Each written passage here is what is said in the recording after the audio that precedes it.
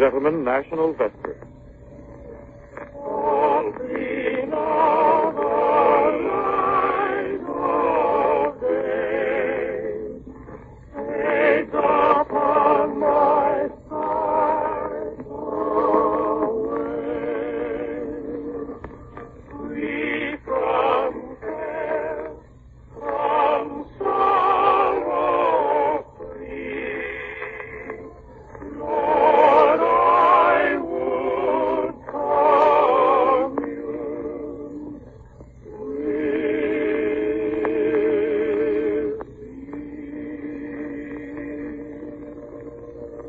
Ladies and gentlemen, as the quartet sings its opening hymn, Softly Now the Light of Day Fades Upon My Sight Away, we bring you another Sunday program of National Vespers with Dr. Harry Emerson Fosdick as the regular presiding minister.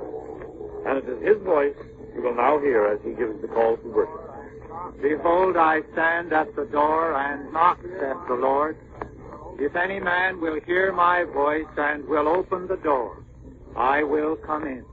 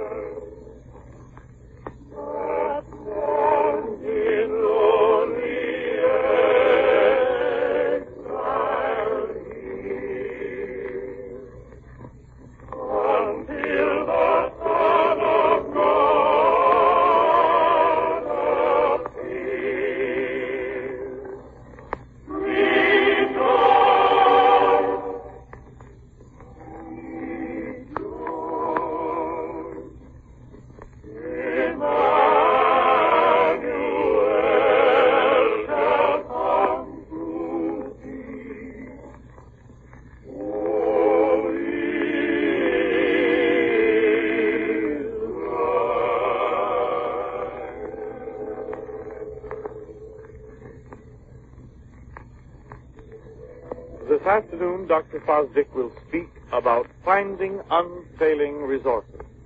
And if you are interested in securing a copy of his address and will write to National Vespers in care of your local station, you will receive one as promptly as possible. Ladies and gentlemen, Dr. Harry Emerson Fosdick. In this series of personal talks, we face today the fact that the maintenance of our morale depends on the possession of adequate spiritual resources. 9 times out of 10, what breaks us down is an external strain plus a sense of internal inadequacy to meet it. Morale is a power question. Test the truth of this by asking ourselves now what we are worrying about. Well, we're worrying about the war, about economic conditions, about our work, about our personal relationships, and endless other strains and dangers. But press the matter more intimately home, and what each of us is really worrying about is himself and his own stamina. This radio audience is full of people who feel like trees in a high wind. Today the winds are terrific. And asked what we're anxious about, we naturally say these tempests. But what we're really anxious about is our own rootage. If we knew that we had roots deep set enough to stand the tempest, our morale would not be shaken. Paul, for example, in a Roman prison, wrote his letter to the Philippians. And even in that prison, he talks about joy, rejoice in the Lord always, and about peace. The peace of God shall guard your hearts and thoughts. And the source of this high morale is made evident at the letter's close, when Paul writes, as Dr. Moffat translates it, "In him who strengthens me, I am able for anything." So, able for anything. Roots dependable enough for any weather. Obviously, such morale is a power question. At this point, the deepest need in us meets the deepest fact in Christianity. And if today these two could be brought together, the result might change the course of many a life. Some of us are like cisterns. We're good as far as we go. We have our uses, but we cannot count on ourselves. The sources of our supply are superficial. Our reserves are limited. We cannot stand a prolonged drought. But some are like artesian wells with resources that run deep, not at the mercy of transient circumstance. As Jesus said, the water that I shall give him shall become in him a well of water springing up. Now, if such an experience of unfailing interior supply is really... We interrupt this program to bring you a special broadcast. Here's the bulletin. Washington. The president decided today, after Japan's attack on Pearl Harbor and Manila, to call an extraordinary meeting of the cabinet for 8:30 p.m. tonight, and to have congressional leaders of both parties join the conference at 9 p.m. And now we take you to Honolulu.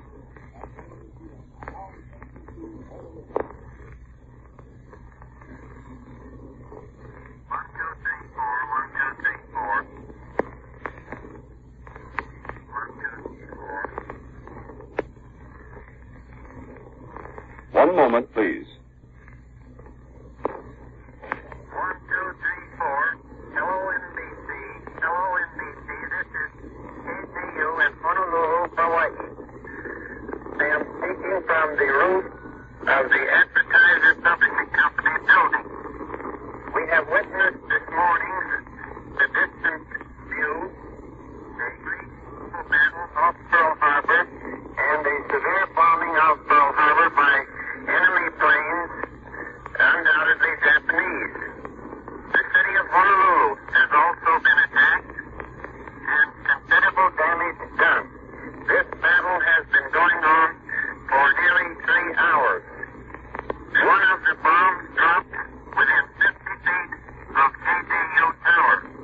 It is no joke. It is a real war.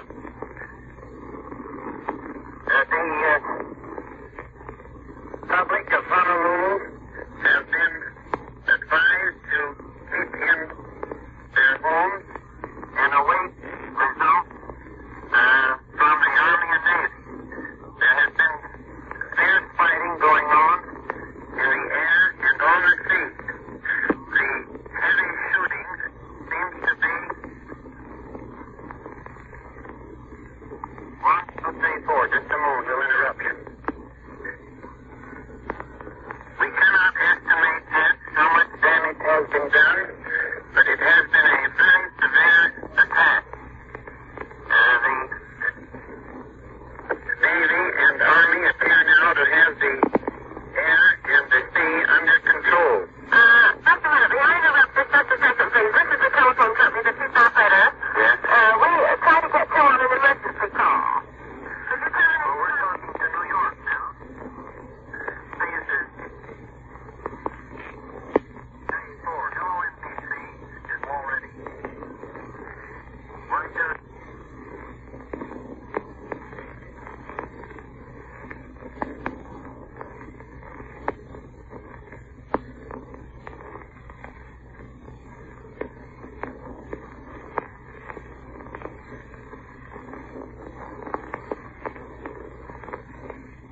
One moment, please.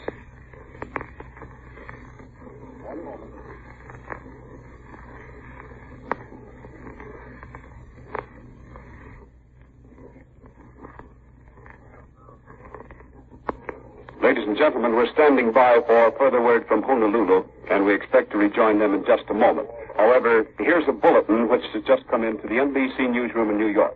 Nomura, the Japanese ambassador, and Kurusu, the special Japanese envoy, were at the State Department at the time of the White House's announcement of the attacks on Hawaii. The two Japanese went to see Secretary of State Hall at 1:35 p.m. Eastern Standard Time and remained about 20 minutes. And now we take you to Washington.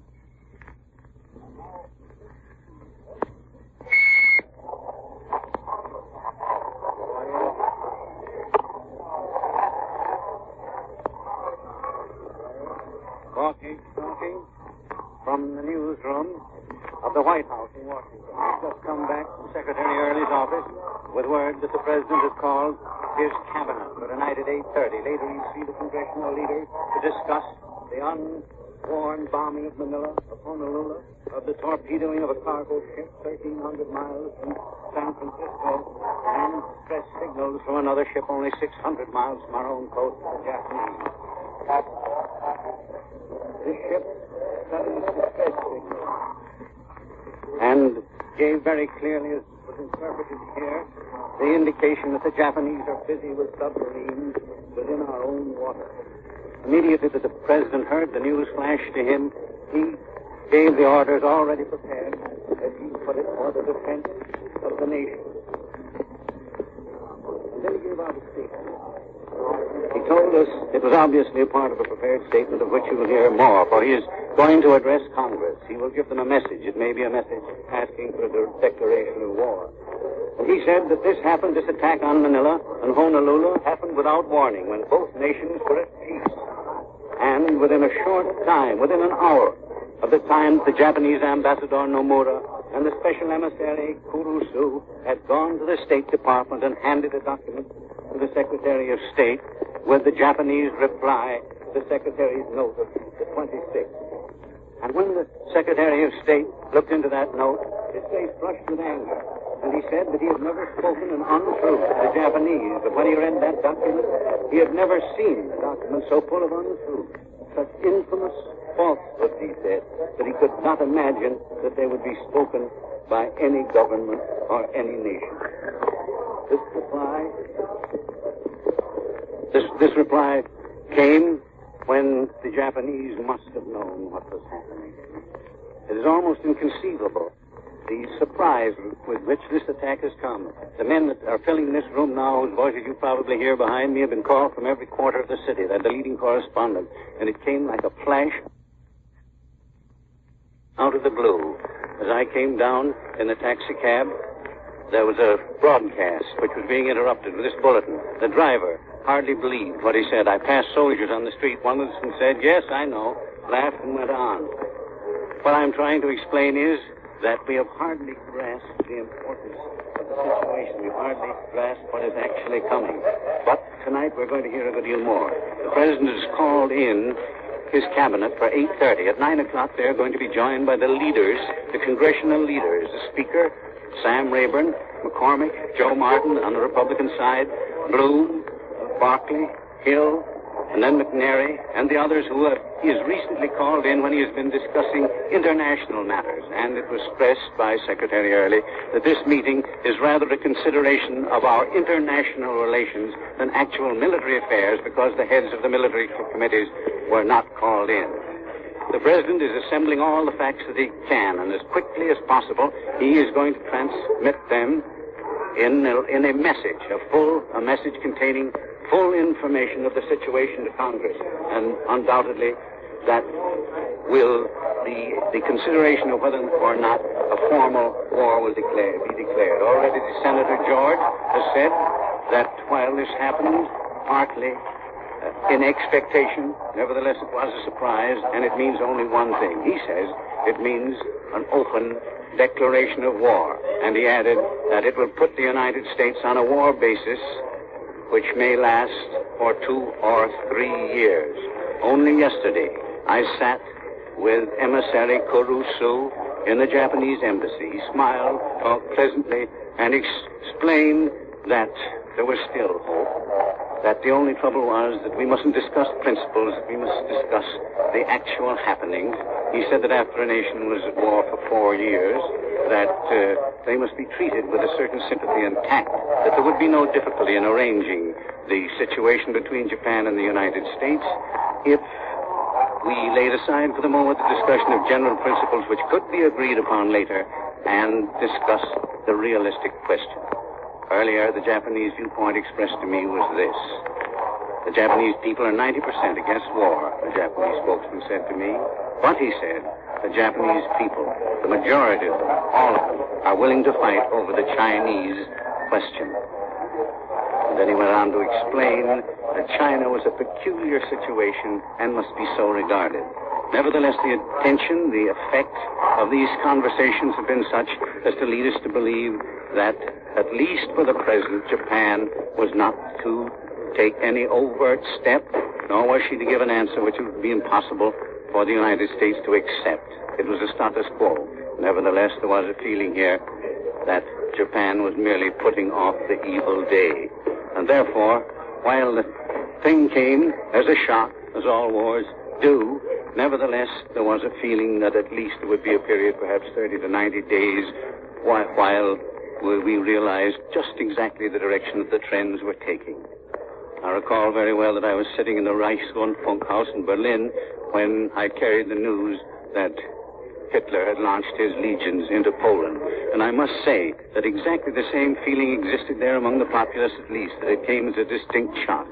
It came as a terrific blow to the people as a whole. And just as there I looked out the window and saw the people going up and down the street who had not had the news, so today when I hurried over to this newsroom with the rest of these men that are now crowding it, I had the same feeling because I knew the faces that I looked into, the tourists, the Sunday persons going for their walks, had no idea whatever what had actually happened or what it means. What it is to mean, we can only know as developments are revealed, and the dispatches at present are all being released here through the White House. They're coming into the White House from the War and the Navy Department, carried immediately to the President's office, and whenever possible, Secretary Steve Early brings them down and reads them to us in this crowded room, or one of the secretaries comes out, or we're called into his office. They are attempting to keep us in touch with every development as it takes place, and we will try to do the same for you as soon as it comes. That's all for the moment, and thanks very much. Back in New York City, here's the bulletin. Honolulu, Japanese bombs killed at least 5 persons and injured many others, 3 seriously, in a surprise morning aerial attack today on Honolulu. The sky was filled with puffs of smoke from exploding shells fired by American Army and Navy anti-aircraft units. Whether surface vessels of the United States fleet were in action against the enemy could not be learned at once, but columns of water rising from the sea as shells hit the water indicated a naval action. Viewed from the hills back of Honolulu, where many city folk went to view the fight, columns of heavy black smoke went skyward from Pearl Harbor. And Washington. Senate leaders were preparing today for an emergency session tomorrow in anticipation of a message from President Roosevelt asking for a declaration of war against Japan. Berlin. A German spokesman declared tonight there could be no reaction from Germany to the announced Japanese air attack on Pearl Harbor until all sides of the case were at hand. And San Francisco. The Army and Navy went on a war basis on the Pacific seaboard today. All leaves were canceled, all furloughs revoked, and every man was ordered to report to his station. The commandant of the 3 naval districts on the West Coast appealed by every medium for every officer and man to report to his post. The commander of harbor defenses ordered all coast artillery officers and soldiers of the harbor defenses are ordered to report to their stations immediately. All leaves and furloughs are canceled by order of the commanding general. Again, Washington. The Federal Bureau of Investigation announced today that it is completely mobilized and ready to deal with Japanese espionage and sabotage. Ottawa. Prime Minister Mackenzie King left his Kingsmere home today for Ottawa immediately after he was informed of the Japanese attacks. In just a few minutes, we'll hear from NBC's Far Eastern experts, and one of whom is Upton Close. Another bulletin, the Secretary of War has just announced that all military personnel on active duty is to appear Monday in uniform.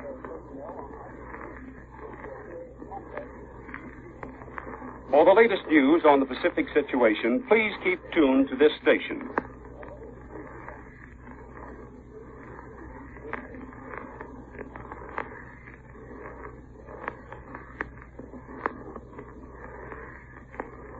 Ladies and gentlemen, we regret the interruption in the service of National Vespers and the sermon of Dr. Harry Emerson Fosdick. We give you now music.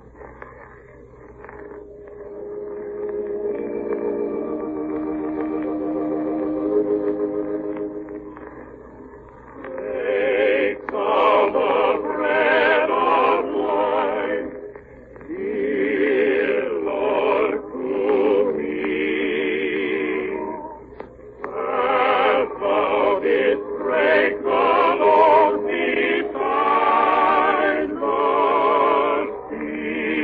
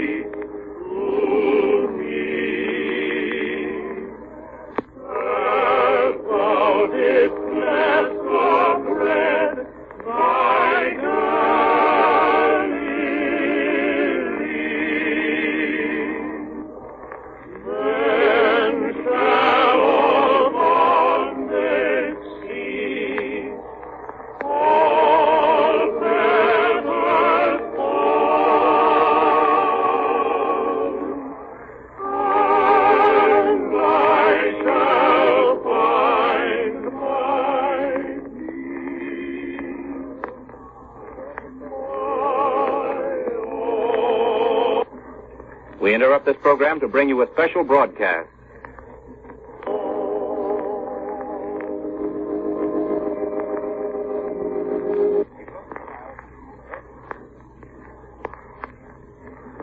We take you now to Washington.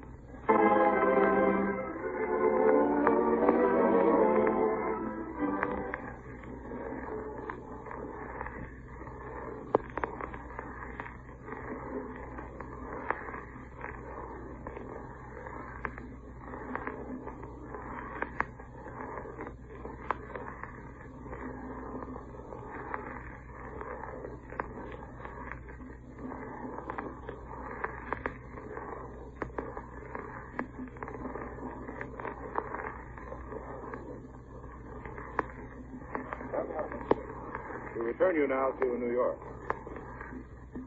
One moment, please. Go ahead, Washington.